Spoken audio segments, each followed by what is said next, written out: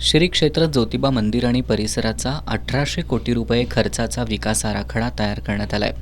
जिल्हाधिकारी अमोल येडगे यांनी यंदाच्या यात्रेच्या नियोजनाचा आढावा घेण्यासाठी आयोजित बैठकीत या आराखड्यासंदर्भात माहिती दिली.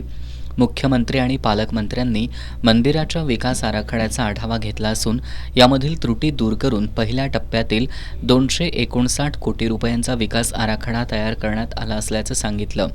आराखड्यातील पहिल्या टप्प्यातील विकास कामांसंदर्भात येत्या 2 एप्रिलला मुंबईत उच्च अधिकार समितीचे अप्पर मुख्य वित्त सचिव यांच्यासमवेत बैठक होणार आहे. या पहिल्या टप्प्यात ज्योतिबा आणि यमाई मंदिराचं संवर्धन, केदार विजय गार्डन, तीर्थकुंड, डोंगरावर येणाऱ्या पायवाटांचं संवर्धन, तलाव संवर्धन आणि सुशोभीकरण, पार्किंग, पाणपोई, वृक्षारोपण आदी कामांचा समावेश असल्याचं जिल्हाधिकारी अमोल येडगे यांनी सांगितलं.